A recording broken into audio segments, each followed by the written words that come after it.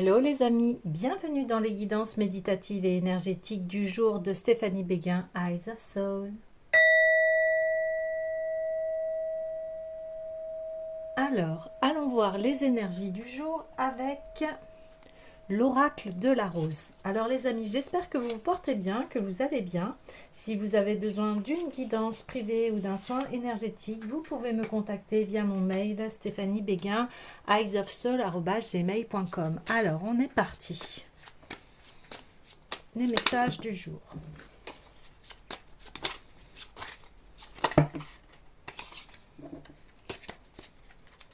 Message du jour, s'il vous plaît.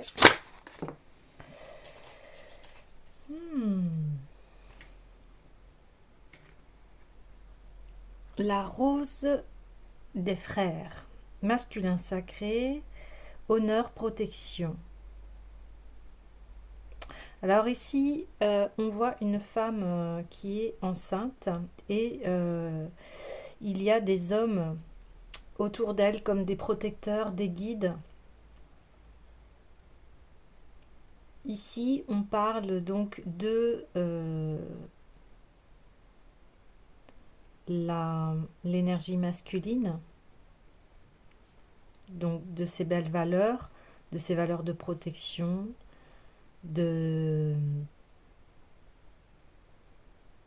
d'honorer aussi la vie, le soutien. Et ces hommes sont très respectueux envers cette femme parce qu'elle porte la vie. Donc ici, on a un masculin qui est respectueux, honnête, qui s'est trouvé, a trouvé les belles valeurs qui est en lui et qui protège sa famille. C'est magnifique.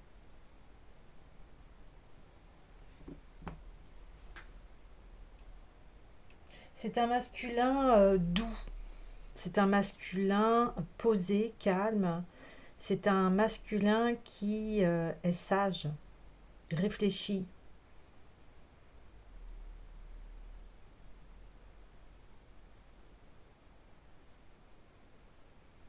Un grand protecteur. Alors forcément, j'ai envie d'aller voir les dieux et titans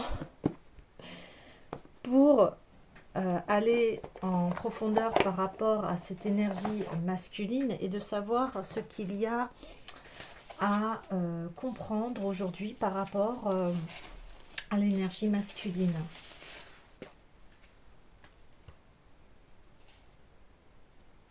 C'est un homme en fait qui est connecté au divin, qui a conscience de la beauté de la vie.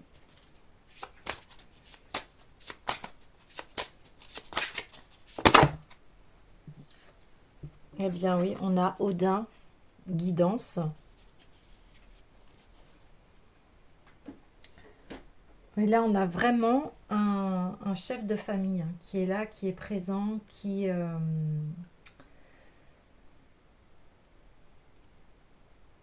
responsable, qui a bien conscience des responsabilités de la vie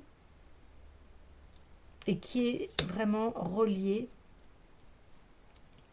à son énergie féminine. Donc c'est un homme équilibré ici. Je vais aller voir un petit peu plus en détail le message.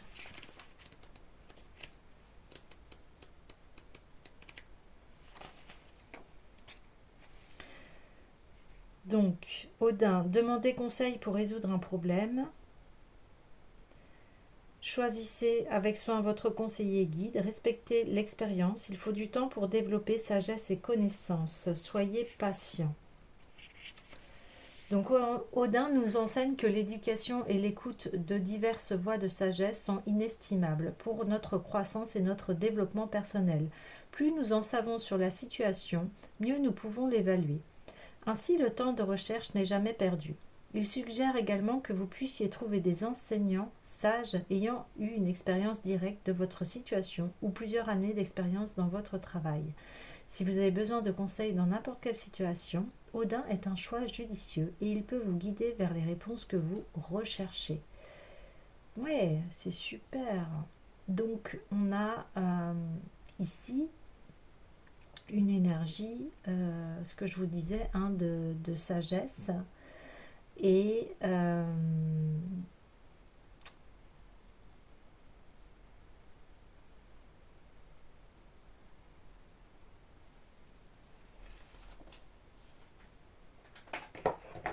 comme un patriarche qui est là aussi pour remplir son rôle. Hein. Ok. J'ai envie d'aller voir tout de suite l'oracle des mémoires akashiques.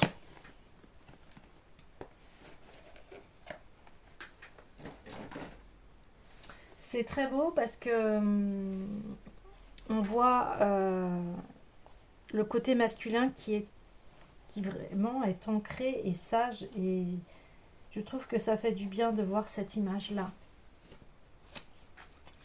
par rapport aux hommes. La synchronicité. Je continue le tirage.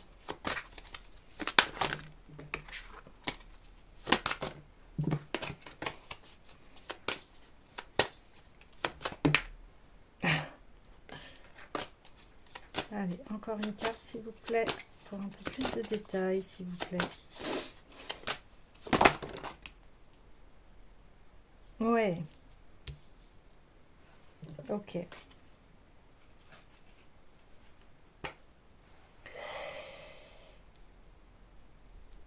Donc là, on parle aussi de masculin blessé. Hein. On parle de l'abandon, de la douleur physique. On parle de la synchronicité, c'est-à-dire qu'ici, cet homme ou cette énergie masculine, vous adaptez en fonction. Ça peut être très bien votre énergie masculine si vous êtes une personne féminin. Et en tout cas, ici, cette personne, elle est guidée hein, par la synchronicité. Donc, cette personne a confiance au plan divin.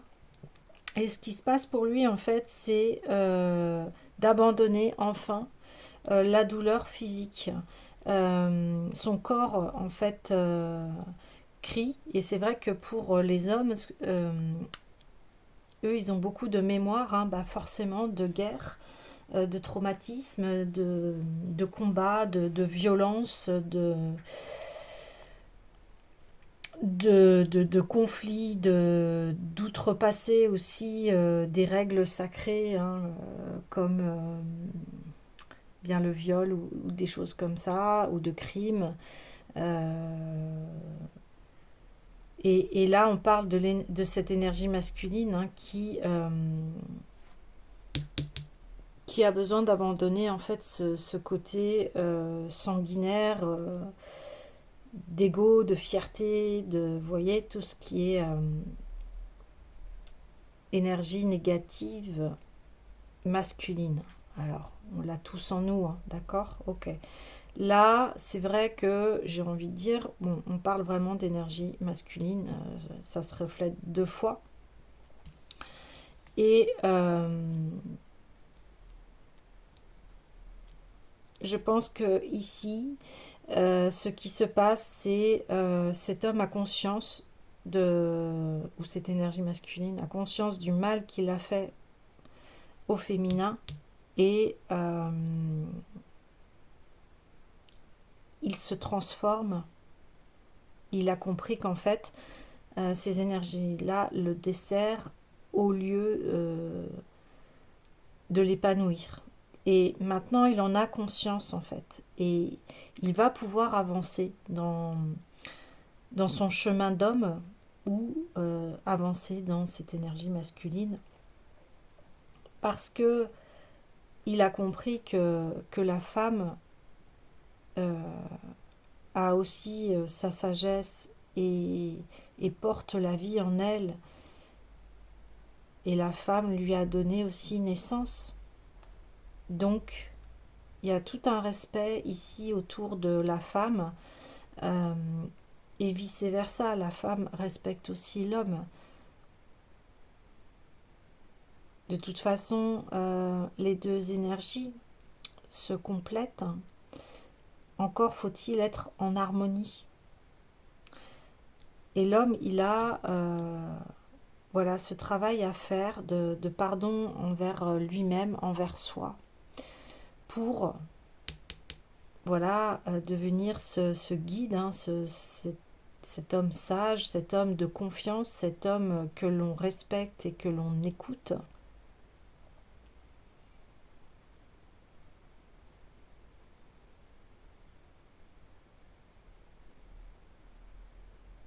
Je vais aller voir un peu plus en détail pour l'abandon de la douleur physique.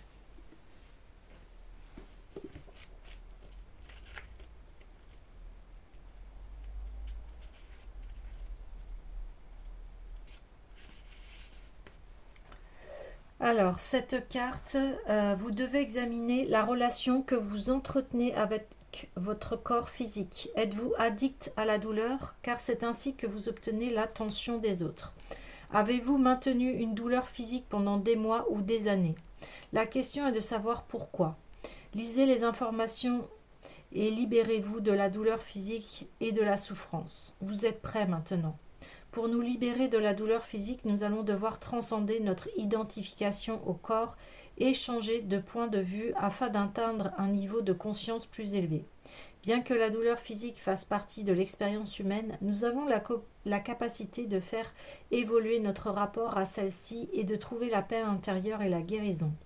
Pour nous libérer de la douleur physique, il nous faut comprendre le rapport entre le corps et l'esprit, faire preuve de compassion envers nous-mêmes et envisager des pratiques spirituelles qui peuvent aider à soulager la souffrance. Dans cette description, nous allons nous pencher sur la notion spirituelle de l'abandon de la douleur physique et examiner les moyens pratiques d'obtenir la guérison et le bien-être. Donc comprendre la douleur physique. La douleur physique est une réaction naturelle de l'organisme qui signale que quelque chose est en déséquilibre ou nécessite une attention particulière. Elle peut se manifester sous différentes formes, allant de la douleur aiguë à la douleur chronique, en passant par les blessures, les maladies ou les malaises. La douleur physique peut avoir un impact profond sur notre vie, affecter nos activités quotidiennes, notre bien-être émotionnel et notre qualité de vie en général. Cependant, il est essentiel de comprendre que la douleur physique n'est pas uniquement un phénomène physique. Elle est influencée par nos pensées, nos émotions, nos croyances et nos déséquilibres énergétiques. La façon dont nous percevons la douleur et y répondons peut avoir un impact significatif sur notre expérience de la douleur. Alors, voilà, on parle bien de ce masculin qui a été blessé.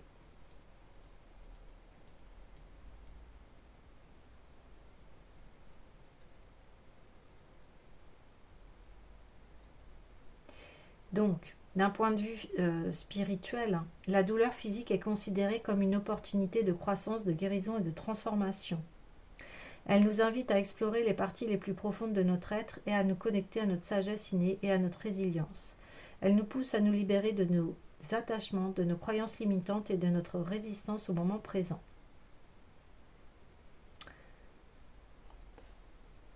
Donc, on a vu de toute façon, d'un point de vue médical, là on ne vous dit pas de lâcher vos traitements, etc. Si vous en avez, prenez-les. Mais ce qu'on a vu, c'est que la méditation, tout ce qui est technique EFT, etc., hypnose, ça aide. Ça aide. On peut atténuer la douleur par des plantes, etc. À vous de choisir ce qui vous convient. Et ici, c'est de vous dire, bien, ok, j'ai cette douleur, d'où elle vient, qu'est-ce qui s'est passé dans ma vie, est-ce qu'aujourd'hui je peux enfin lâcher cette douleur et voilà, devenir cette personne sage et qui comprend que la vie, elle n'est pas là pour nous faire du mal, etc. Euh, Bien sûr, il y a des épreuves, voilà, où je minimise pas les épreuves, je minimise pas la souffrance de chacun et de chacune. C'est pas ça ce que je dis, c'est qu'à un moment donné, euh, bah, c'est de prendre soin de soi et d'essayer de comprendre pourquoi on a telle ou telle douleur, qu'est-ce qu'on peut faire, qu'est-ce qui nous soulage, euh, et prendre bien soin de soi. Alors j'ai envie d'aller voir au niveau de ces douleurs, euh,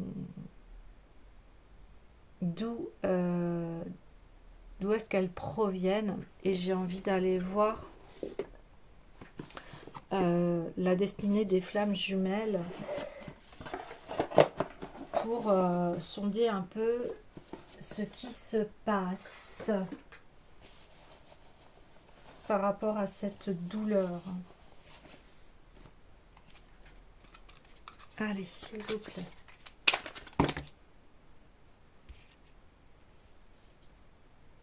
Hmm.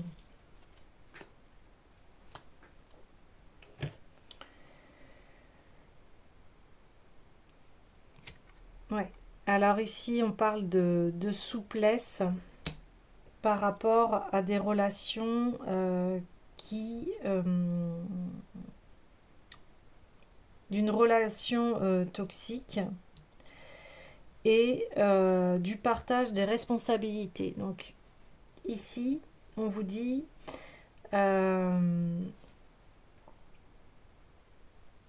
donc, on peut... Ça arrive d'aller dans les relations toxiques, évidemment. Quand je dis évidemment, c'est dans le terme que je pense qu'on a tous, un moment dans notre vie, eu une relation toxique. Et si ce n'est pas le cas, il y a toujours des exceptions et il n'y a pas de souci. Ici, c'est de comprendre que vous avez joué aussi un rôle dans cette relation. Partage des responsabilités. Bien oui, vous avez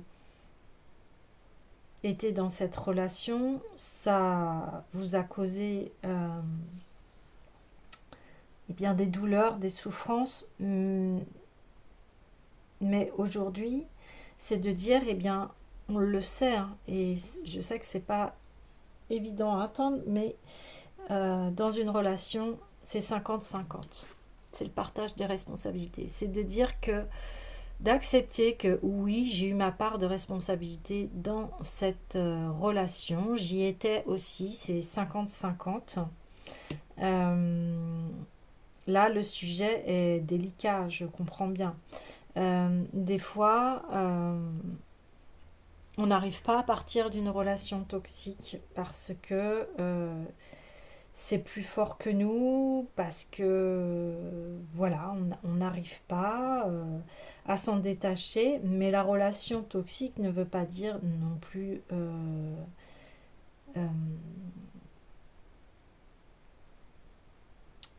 une relation toxique.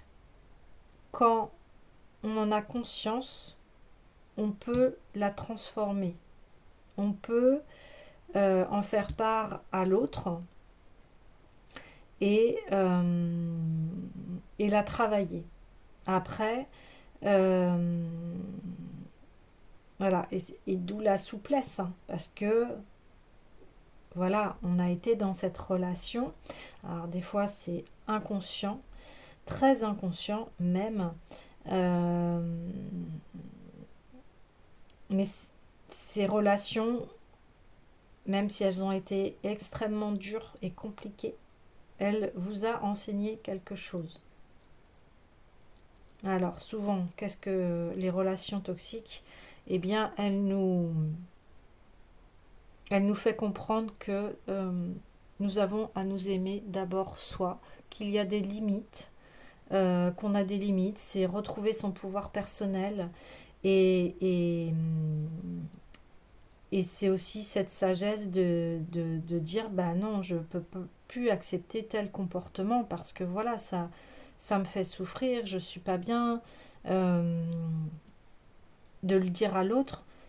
Après, si l'autre entend, c'est très bien. S'il n'entend pas, vous pouvez malheureusement rien faire à part vous occuper de vous-même. Alors, j'ai envie d'aller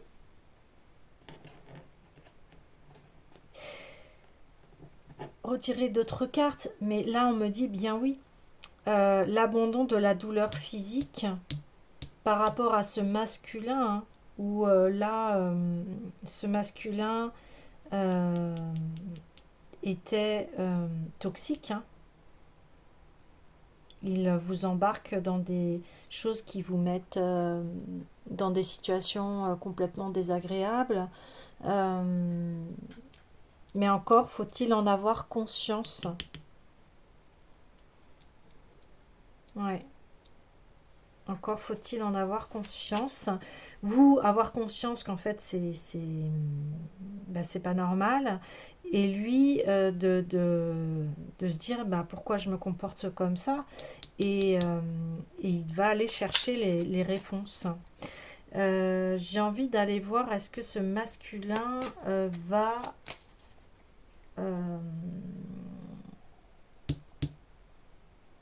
se, va se réveiller. Ouais, on parle de confiance.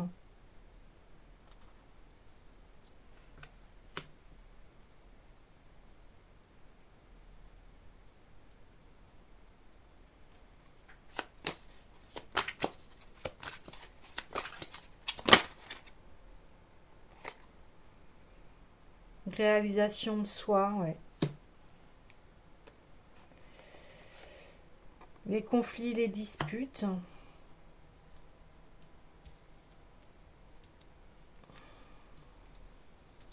Pour arriver à la croissance personnelle.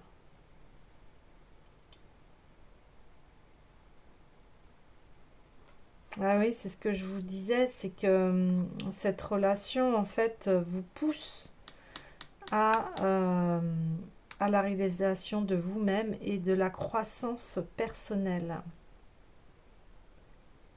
C'est-à-dire que les relations flammes jumelles, hein, elles vous poussent, hein, elles vous mettent un peu hors de vous pour que vous grandissez.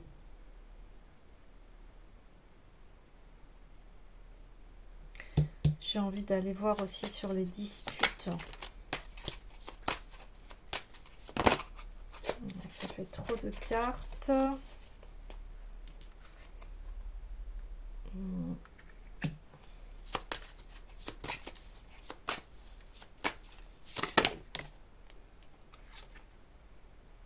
Le manque de confiance.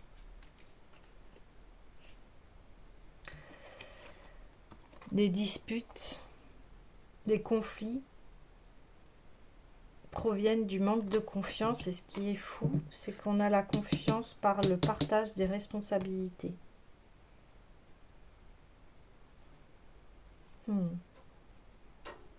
Et en plus, je voulais les mettre comme ça.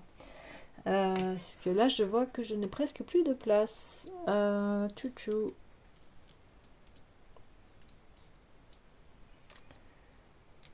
Ouais.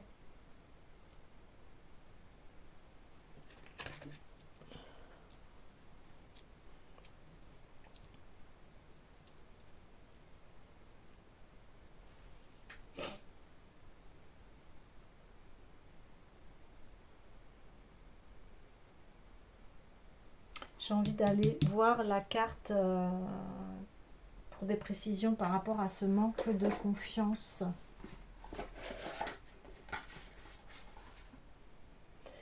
Alors ici, on parle, voilà, des disputes surviennent et la communication est altérée. Et donc ça vient par rapport au partenaire, hein, où il y a un manque effectivement de confiance. Et j'allais dire de conscience, hein. Il y a beaucoup de questions par rapport au partenaire. Et là, on dit, peut-être as-tu été blessé dans le passé, ce qui t'a rendu méfiant vis-à-vis de l'amour et de relations. Ou peut-être que tu as peur que ton partenaire ne te trompe ou se moque de toi, ce qui te pousse à garder une distance émotionnelle. Parfois, ce sont une différence de valeur ou des priorités, ou encore des comportements ou des actions de la part de l'autre qui suscitent des doutes ou de l'insécurité. Quoi qu'il en soit, ce manque de confiance peut nuire à votre relation et vous empêcher à vous connecter pleinement l'un à l'autre. Il est important que tu te délectes l'origine de ce sentiment pour pouvoir être libéré de ce qui te fait du mal. Donc ici,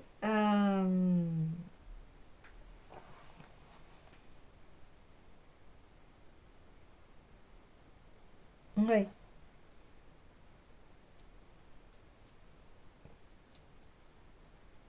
je comprends mieux la croissance personnelle en fait. C'est parce que ici on te pousse à avoir confiance, à te réaliser, à,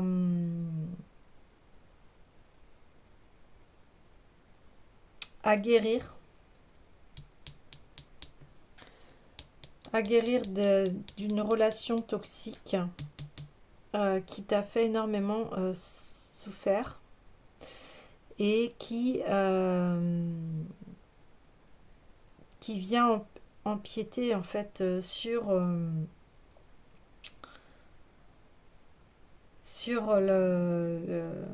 comment dire, sur le couple ou sur ton énergie masculine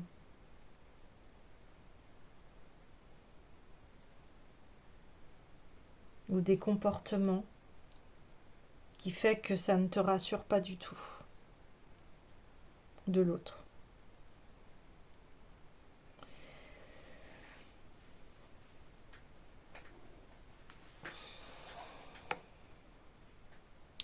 Donc ici, on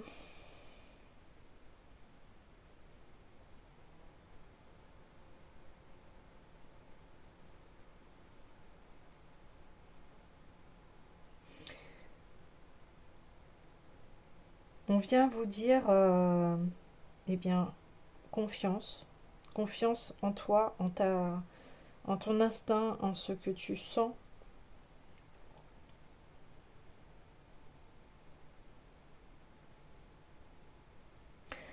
Alors, j'ai envie d'aller voir. hmm,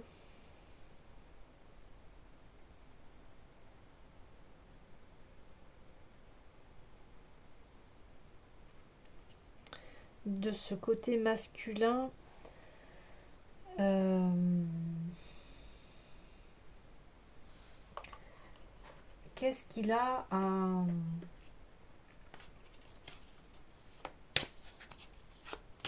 à ouvrir là pour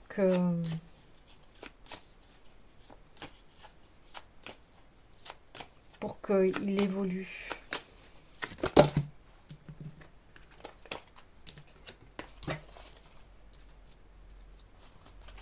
Qu'est-ce qu'il a, s'il vous plaît?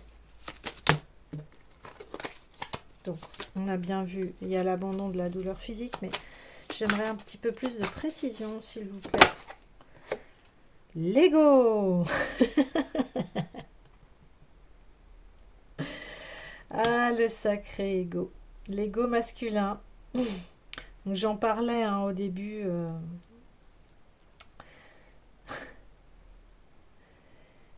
Bon, cet ego.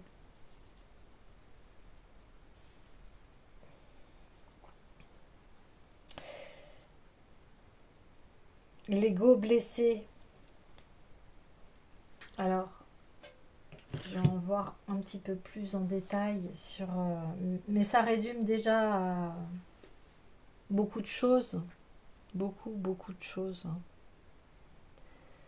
Mais ce masculin va... en tout cas, fait les choses pour que sa vie, ça avance. Parce que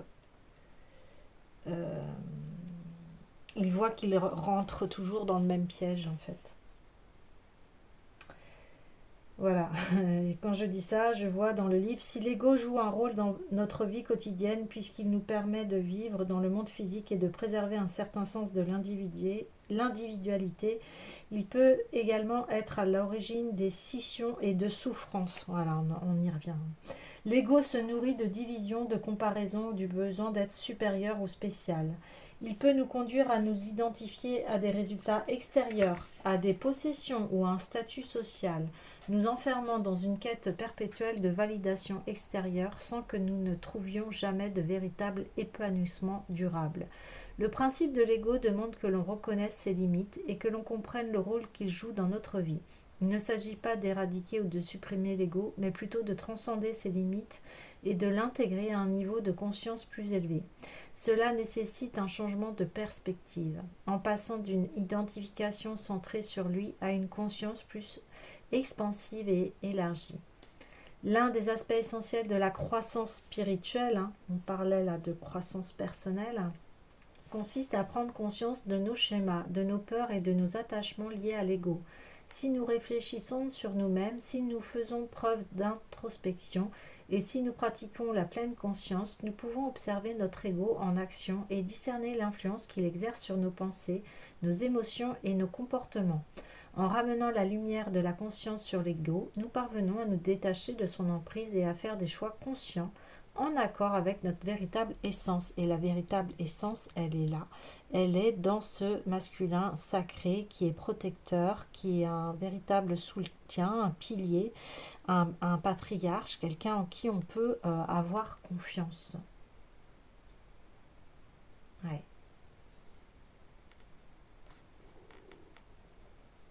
Et se libérer de l'emprise de l'ego revient à renoncer au besoin de contrôle et à adopter un état de confiance. Voilà, d'où là, on parlait bien de ce manque de confiance. Et d'abandon à l'intelligence supérieure de l'univers. Ici, les synchronicités. C'est ça.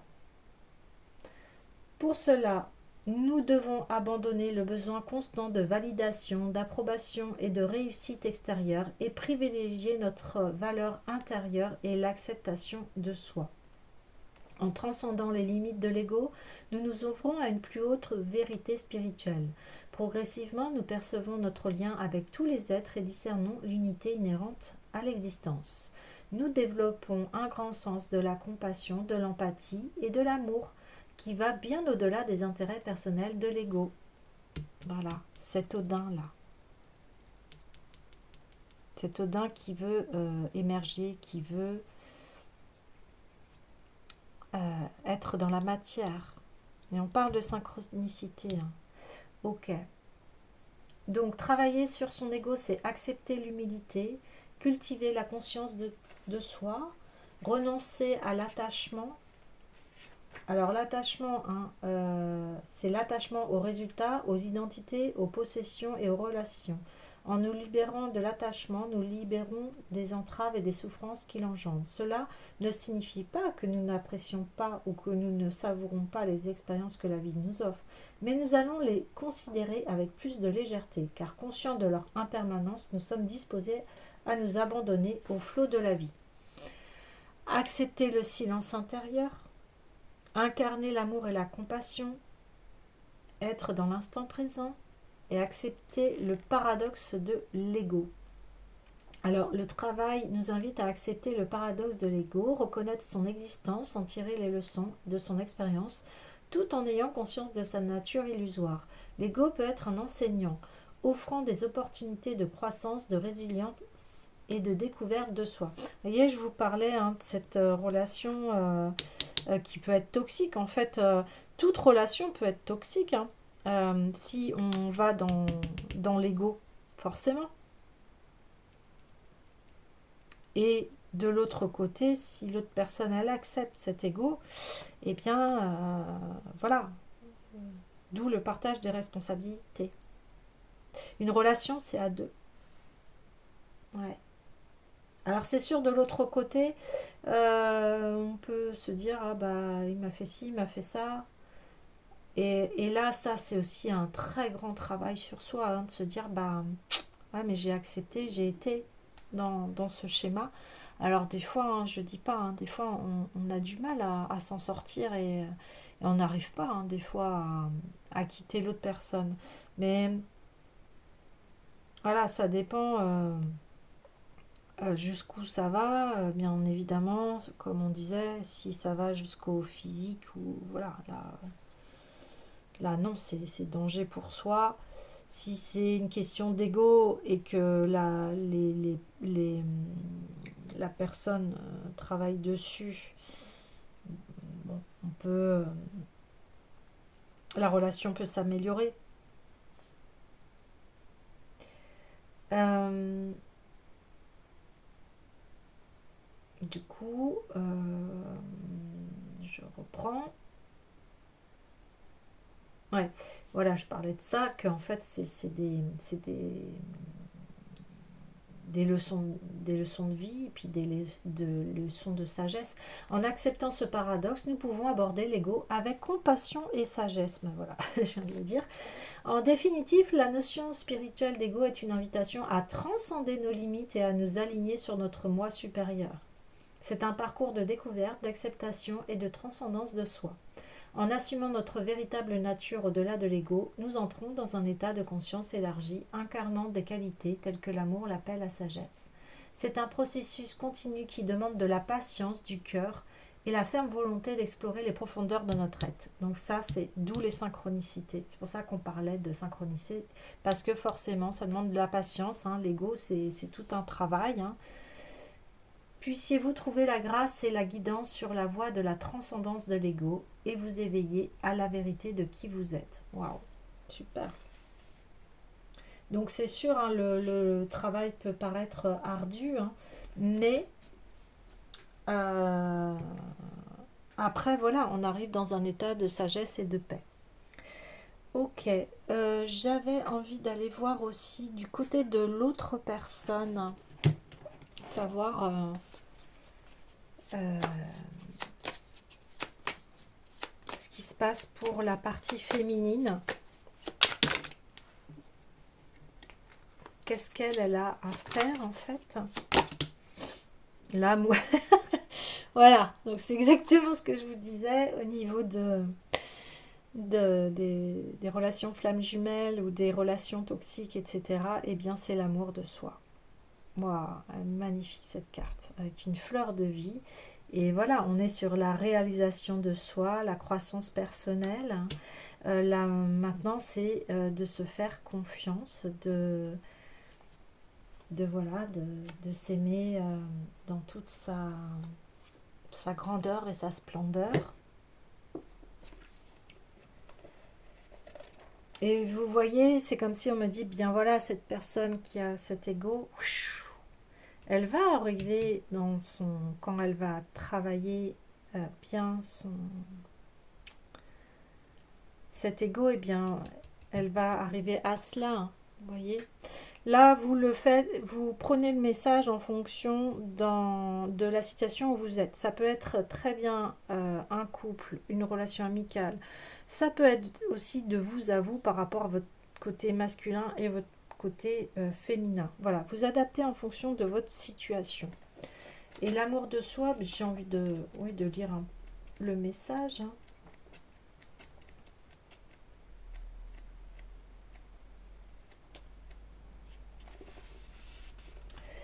Alors, l'amour de soi signifie que l'on nourrit un amour profond et inconditionnel pour soi-même. Nous allons reconnaître, honorer et chérir notre propre valeur, notre bonté naturelle et notre divinité. L'amour de soi est un processus de transformation qui nous permet de nous rapprocher de notre authenticité, de soigner notre bien-être et de se sentir que nous sommes en harmonie avec nous-mêmes et avec les autres.